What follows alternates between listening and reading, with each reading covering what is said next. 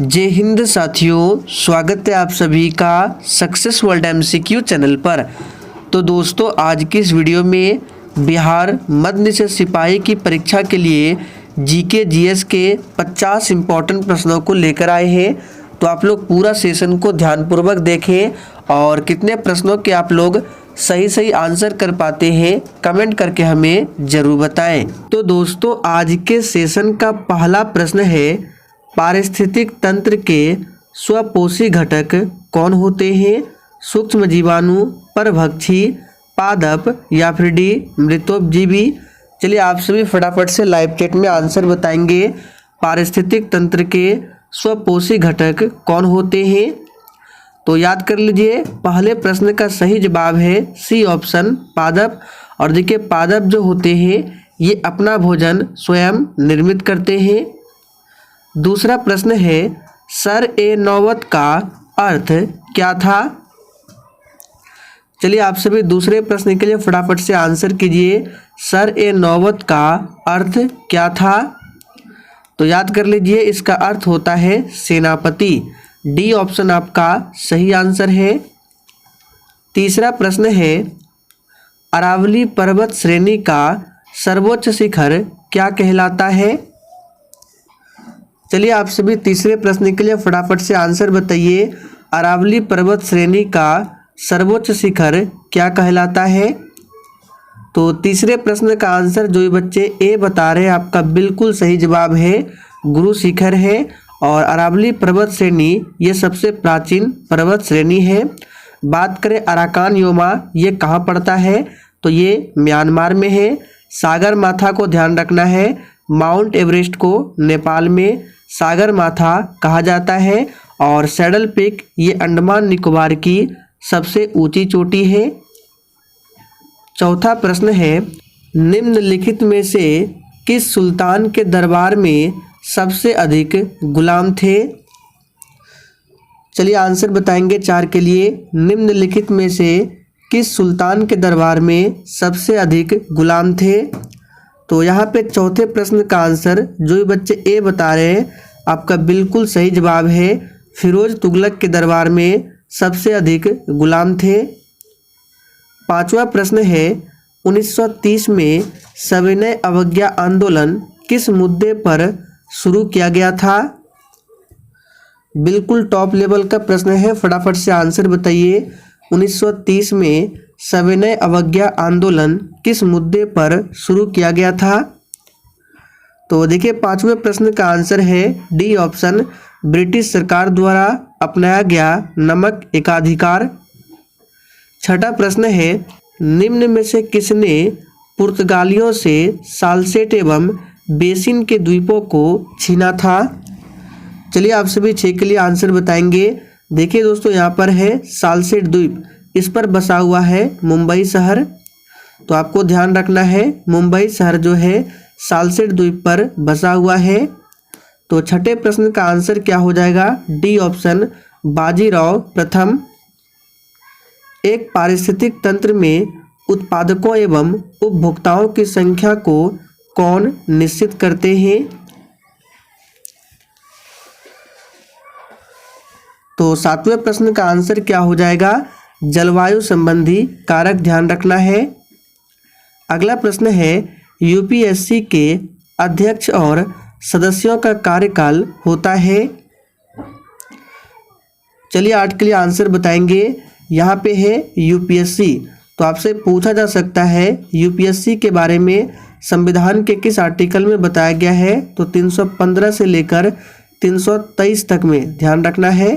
315 से 323 तक में यूपीएससी के बारे में बताया गया है। और इसके अध्यक्ष और सदस्यों का कार्यकाल होता है 6 वर्ष या फिर 65 वर्ष की आयु जो पहले पूरा हो। तो ऑप्शन में दिया गया है 6 वर्ष। दास बोध के रचनाकार कौन है? और देखिए, प्रत्येक स्टूडेंट को आंसर बताना है। तो दास बोध के रचनाकार कौन है? सही जवाब है समर्थ रामदास, दास बोध के रचनाकार है। देखिए, तुलसीदास की बात करें तो ये किसके समकालीन थे? एग्जाम में पूछा जाता है। तो तुलसीदास अकबर के समकालीन थे। भारत में भूमि क्षेत्र का कितना भाग वन से आच्छादित है? चलिए दोस्तों 10 के लिए आंसर बताएंगे। देखिए आपके एग्जाम में पूछा गया था कि क्षेत्रफल की दृष्टि में सर्वाधिक वन किस राज्य में है, तो मध्य प्रदेश में है। और परसेंटेज के हिसाब से सबसे अधिक वन कहाँ पर है, तो याद रखिएगा मिजोरम में। दोनों को याद कर लीजिए, परसेंटेज के हिसाब से मिजोरम में और क्षेत्रफल के हिसाब से सर्वाधिक वन मध्य प्रदेश में है। मध्य प्रदेश को टाइगर स्टेट के नाम से भी जाना जाता है। तो यहाँ पे सही जवाब आपका क्या हो जाएगा, 1/5 भाग। मोहम्मद बिन तुगलक की मृत्यु कहाँ हुई थी? चलिए आप सभी 11 के लिए आंसर बताइए। देखिए मोहम्मद बिन तुगलक को किसने मारा था, तो फिरोज शाह तुगलक ने मारा था। कहाँ पर, तो थट्टा में, याद रखना है। यहाँ पे टाइपिंग एरर है, थट्टा में, याद रखिएगा। आगे देखिए, किसने कहा कि आधुनिक सभ्यता 4 दिन की चांदनी है? बहुत ही शानदार प्रश्न है, फटाफट से आंसर बताइए। किसने कहा कि आधुनिक सभ्यता जो है 4 दिनों की चांदनी है? तो देखिए ये कहा था गांधी जी ने, याद रखिएगा। किसने कहा था, गांधी जी ने। गांधी जी दक्षिण अफ्रीका से भारत कब लौटे थे, तो 9 जनवरी 1915 को दक्षिण अफ्रीका से भारत लौटे थे। और महात्मा गांधी का भारत में पहला सत्याग्रह कौन सा था, तो 1917 का सत्याग्रह, जो कि चंपारण सत्याग्रह था। और प्रश्न बनता है महात्मा गांधी से कि कांग्रेस के किस अधिवेशन में महात्मा गांधी ने भाग लिया था, तो 1924 का जो बेलगांव अधिवेशन हुआ था, इसी में महात्मा गांधी ने भाग लिया था। महात्मा गांधी के राजनीतिक गुरु कौन थे, गोपाल कृष्ण गोखले थे। इन सभी को ध्यान रखना है। तृतीय आंग्ल मराठा युद्ध, जो कि 1817 से 18 के बीच में है, इसके दौरान हुई सबसे अंतिम संधि कौन सी थी? कानपुर की संधि, नागपुर की संधि, पूना की संधि, या फिर डी मंदसौर की संधि? ये प्रश्न आपके एग्जाम के लिए इंपॉर्टेंट रहेगा। तो तृतीय आंग्ल मराठा युद्ध में कौन सी संधि हुई थी, तो इसका सही जवाब हो जाएगा आपका ऑप्शन ए, कानपुर की संधि। आगे देखिए, शिक्षित बनो, संघर्ष करो, संगठित बनो, यह किसका दिया हुआ नारा है? और दोस्तों आप सभी डेली क्लास को अटेंड करें। क्लास का टाइमिंग है डेली रात 8 बजे से, और रात 8:30 बजे से बिहार पुलिस कांस्टेबल के लिए प्रैक्टिस सेट चलता है। तो यहाँ पे 14 का आंसर क्या हो जाएगा, डॉक्टर BR अम्बेडकर, ध्यान रखना है। 11वीं सदी के भारत का दर्पण किसे कहा जाता है? तो देखिए दोस्तों, 11वीं सदी के भारत का दर्पण जो है ये कहा जाता है किताब उल हिंद को, ध्यान रखना है। किसे कहा जाता है, किताब उल हिंद को। औद्योगिक क्रांति सर्वप्रथम किस देश में हुई थी? तो देखिए औद्योगिक क्रांति की बात करें तो सर्वप्रथम इंग्लैंड में हुई थी। आप सभी जानते हैं सी ऑप्शन आपका सही आंसर है। मृदा अपरदन को किससे बचाया जा सकता है? बिल्कुल सोच समझकर आंसर करना है, और सेशन के लास्ट में आप सभी को अपना अपना स्कोर कमेंट करके ज़रूर बताना है। तो मृदा अपरदन को किससे बचाया जा सकता है, ये प्रश्न काफ़ी बार आपके एग्जाम में पूछे गए हैं। तो सही आंसर है वन रोपण द्वारा, ध्यान रखना है।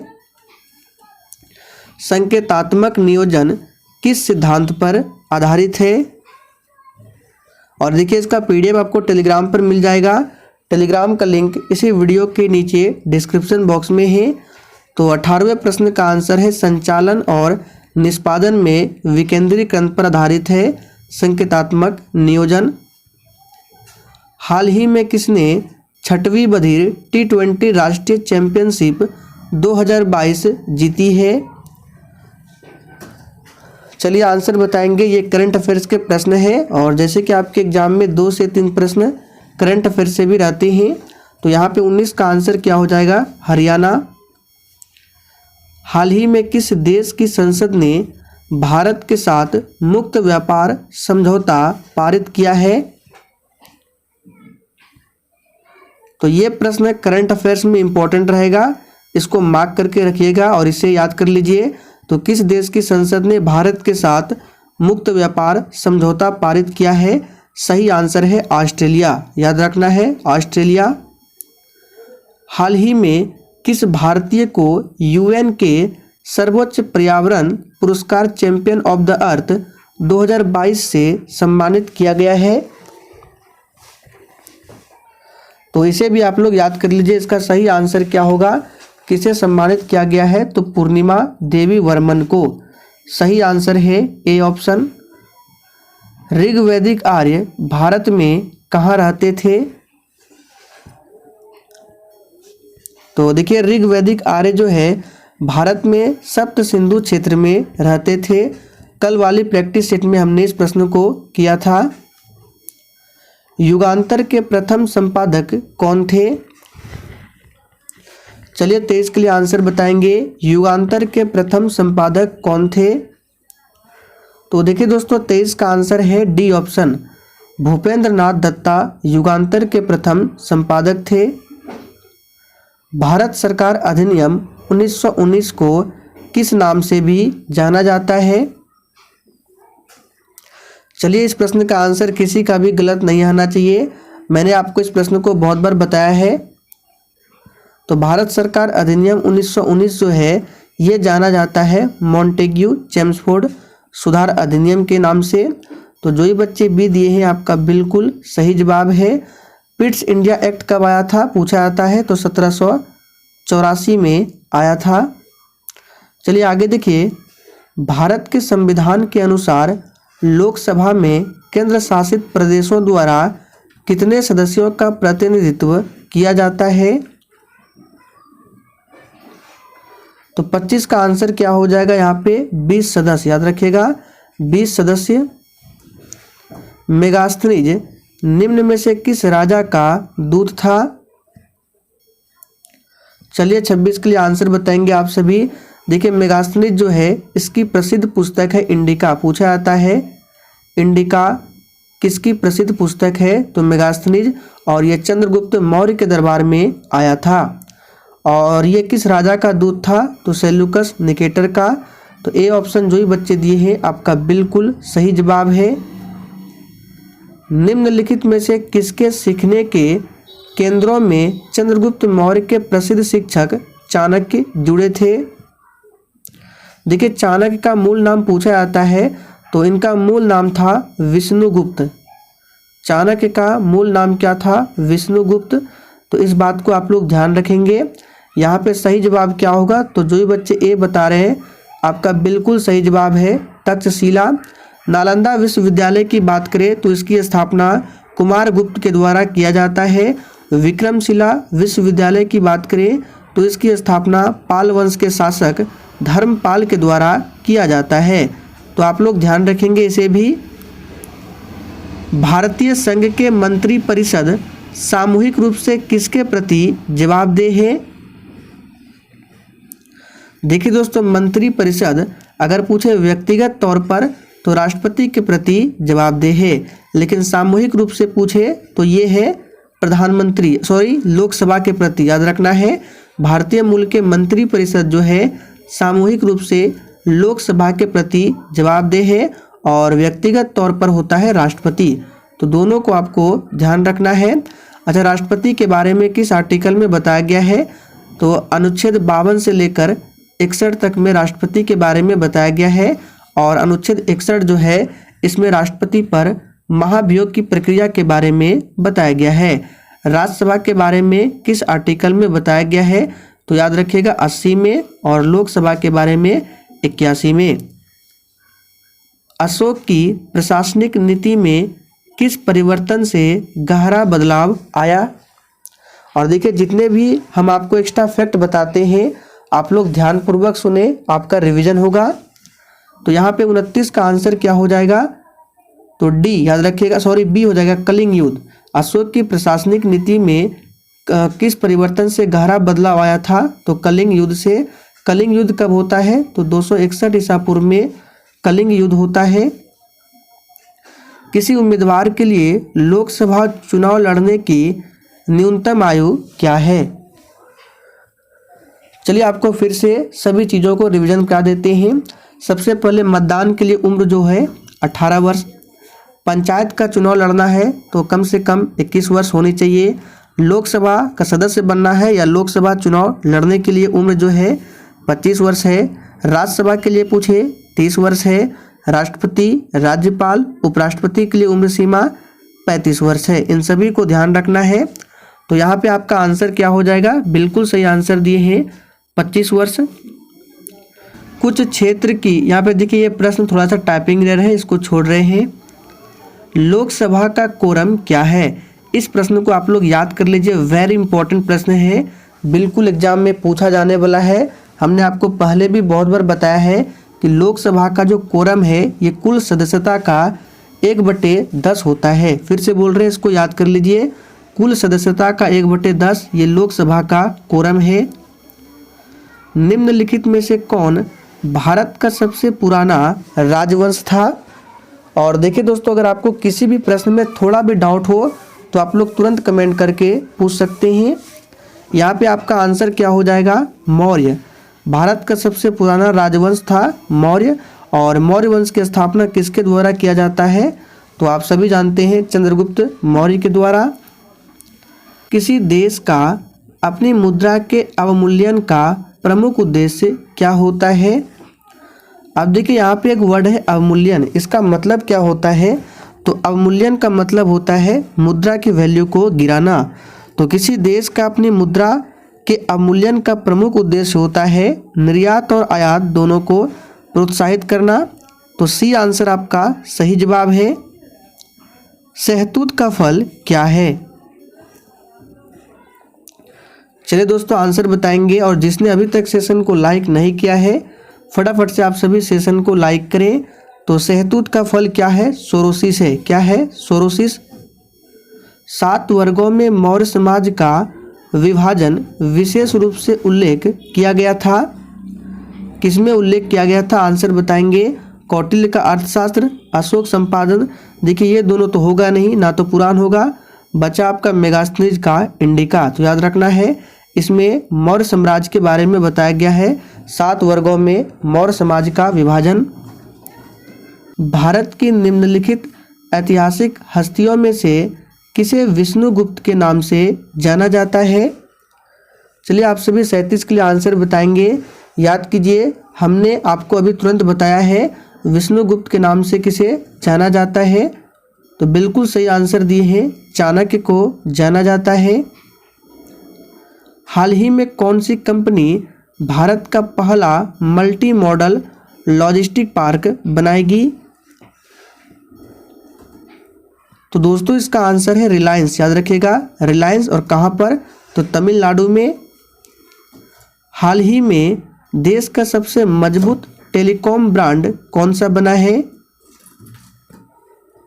बहुत ही सिंपल प्रश्न है, सभी को पता है, रिलायंस जियो है। आगे देखिए, भारत में हरित क्रांति किस मामले में सर्वाधिक सफल रही है? देखिए हरित क्रांति के जनक कौन है भारत में? तो MS स्वामीनाथन। याद रखिएगा, MS स्वामीनाथन भारत में हरित क्रांति के जनक है। और विश्व में हरित क्रांति के जनक कौन है? तो नॉर्मन बोरलॉग। दोनों को ध्यान रखना है। श्वेत क्रांति के जनक कौन है? आप लोग थोड़ा सा कमेंट करके बताएंगे। तो यहाँ पे 40 का आंसर हो जाएगा गेहूं और चावल। पारिस्थितिक तंत्र में ऊर्जा का ह्रास किससे होता है? वेरी वेरी इंपॉर्टेंट प्रश्न है, इसको भी मार्क करके रखिए। पारिस्थितिक तंत्र में ऊर्जा का ह्रास किससे होता है? तो ये रूपांतरण से होता है। किससे होता है? रूपांतरण से। किसे सेनिया कहा जाता था? चलिए आप सभी 42 के लिए आंसर बताएंगे फटाफट से। किसे सेनिया कहा जाता था? तो देखिए दोस्तों, यहाँ पे आंसर हो जाएगा बिंबिसार को सेनिया कहा जाता था। अजातशत्रु को कुनिक कहा जाता था। यहाँ पे लिख देते हैं, अजातशत्रु को कुनिक कहा जाता था। और देखिए अजातशत्रु ने अपने पिता बिंबिसार की हत्या की थी, इसलिए इसे पितृहंता भी कहा जाता है। तो दोनों को ध्यान रखना है, आपसे पूछ सकता है पितृहंता किसे कहते हैं? अजातशत्रु को। कुनिक किसे कहते हैं? अजातशत्रु को। राष्ट्रीय एकता परिषद की अध्यक्षता किसके द्वारा की जाती है? तो बहुत ही सिंपल प्रश्न है, प्रधानमंत्री के द्वारा। अच्छा, प्रधानमंत्री के बारे में किस आर्टिकल में बताया गया है? तो अनुच्छेद 75 में बताया गया है। राष्ट्रपति के बारे में अनुच्छेद 52 से लेकर 61 में बताया गया है। अल बरूनी द्वारा रचित पुस्तक किताब उल हिंद या फिर इसको बोलते हैं तारिक उल हिंद, इसमें किन विषयों की समीक्षा की गई है? चलिए आंसर बताएंगे। बिल्कुल टॉप लेवल का प्रश्न है। यहाँ पे आपका सही जवाब हो जाएगा इनमें से सभी। खगोल विज्ञान, दर्शन, भारतीय गणित, भारतीय इतिहास और भूगोल के बारे में बताया गया है किताब उल हिंद या फिर तारिक उल हिंद में। और ये जो पुस्तक है किसकी पुस्तक है? याद रखना है, अल बरूनी की। सुप्रीम कोर्ट के मुख्य न्यायाधीश के रूप में कार्य करने के लिए व्यक्ति को उच्च न्यायालय में यानी कि हाई कोर्ट में कम से कम कितने वर्ष तक कार्य करना चाहिए? और देखिए, हमने आपको हाई कोर्ट के बारे में बहुत बार बताया है। सबसे पुराना high court Calcutta high court है और सबसे बाद में जो बना है अमरावती हाई कोर्ट है। पटना हाई कोर्ट की स्थापना 3 फरवरी 1916 को। तो यहाँ पे 45 का आंसर हो जाएगा 10 वर्ष, कम से कम 10 वर्ष। हरे पौधे सूर्य प्रकाश को किसमें बदलते हैं? चलिए दोस्तों, 46 के लिए आंसर बताइए। हरे पौधे जो है सूर्य प्रकाश को किसमें बदलते हैं? तो याद रखिएगा, रासायनिक ऊर्जा में बदलते हैं। ऋग्वेद का कौन सा मंडल पूर्णतः सोम देवता को समर्पित है? यहाँ पे सोम होना चाहिए, टाइपिंग एरर है। तो ऋग्वेद का कौन सा मंडल है जो पूर्णतः सोम देवता को समर्पित है? तो सही जवाब है नवा मंडल। कौन सा? नवा मंडल। देखिए आगे है, पादपों में शाकाहारी जीवों में कितनी ऊर्जा पहुंचती है? चलिए दोस्तों, 48 के लिए आंसर बताइए। पादपों में शाकाहारी जीवों में कितनी ऊर्जा पहुंचती है? तो याद रखिएगा, इंपॉर्टेंट है, 10%। दक्षिण अफ्रीकी यात्री जो कि इब्न बतूता है, किसके शासनकाल में भारत आया था? तो बिल्कुल सही आंसर दिए आप लोगों ने, मोहम्मद बिन तुगलक के शासनकाल में भारत आया था। बाल श्रम उन्मूलन योजना का संबंध किससे है? तो देखिए दोस्तों, बाल श्रम उन्मूलन योजना का संबंध जो है ये खतरनाक उद्योगों में लगे बाल श्रमिकों से है। तो दोस्तों आज के लिए इतना ही। अगर आपको सेशन पसंद आया हो तो सभी लोग सेशन को दिल से लाइक करें और सेशन को अधिक से अधिक जरूर शेयर करें।